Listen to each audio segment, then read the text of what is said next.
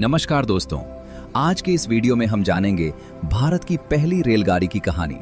वो रेलगाड़ी जिसने भारत में सफर करने का तरीका ही बदल दिया। आज हम जिस ट्रेन में बैठकर कुछ घंटों में दूर दूर तक पहुंच जाते हैं, कभी एक समय था जब लोगों को बैलगाड़ी, घोड़े या पैदल ही यात्रा करनी पड़ती थी। उस दौर में सफर बहुत धीमा था, रास्ते मुश्किल थे और एक जगह से दूसरी जगह पहुंचने में कई दिन लग जाते थे।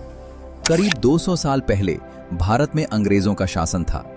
उस समय अंग्रेजों को भारत से बहुत सारा कच्चा माल चाहिए होता था, जैसे कपास, गेहूं, मसाले, कोयला और कई तरह की चीजें। लेकिन दिक्कत यह थी कि इतना सारा सामान शहरों और गांवों से बंदरगाह तक पहुंचाना आसान नहीं था। बैलगाड़ी से सामान ले जाना बहुत धीमा और महंगा पड़ता था।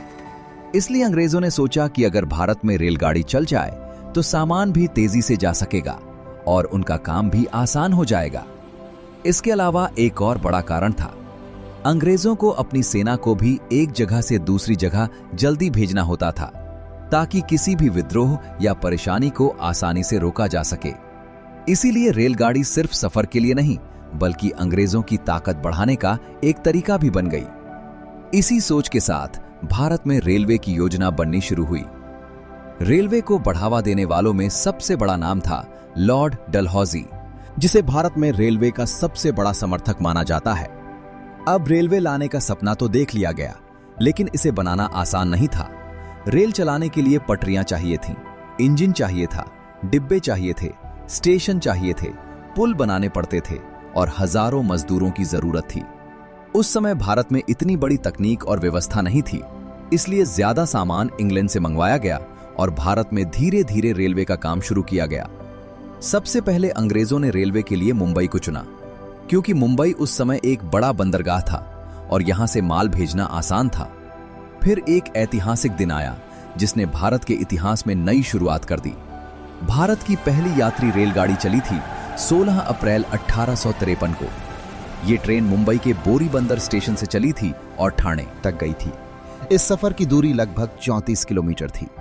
आज ये दूरी छोटी लगती है, लेकिन उस समय ये किसी चमत्कार से कम नहीं थी। जब पहली बार रेल चलने वाली थी, तब स्टेशन पर बहुत बड़ी भीड़ जमा थी। लोग उत्सुक थे, कुछ लोग डरे हुए थे और कुछ लोग हैरान थे कि आखिर लोहे की इतनी बड़ी मशीन चलती कैसे है।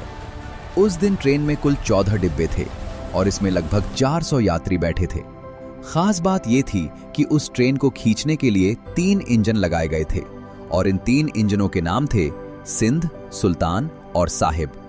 अब सोचिए दोस्तों, उस समय लोगों ने पहली बार जब इंजन को धुआं छोड़ते हुए देखा होगा तो उन्हें कैसा लगा होगा। जब इंजन ने पहली बार सीटी दी होगी तो कई लोग डर भी गए होंगे और कई लोग खुशी से चौंक भी गए होंगे। वो दिन किसी त्योहार की तरह था। स्टेशन को सजाया गया था, कई बड़े अधिकारी मौजूद थे और आम जनता भी इतनी ज्यादा थी कि जगह कम पड़ गई।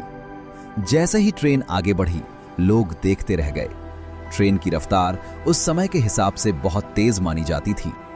लोग बोल रहे थे कि ये मशीन तो आग उगलती है, धुआं छोड़ती है और इतनी तेज कैसे भाग रही है। कुछ लोगों का तो ये भी मानना था कि ट्रेन में बैठने से उनकी जाति बदल जाएगी, क्योंकि उस समय समाज में ऊंच नीच बहुत ज्यादा थी और ट्रेन में अलग अलग वर्ग के लोग एक ही डिब्बे में बैठ रहे थे।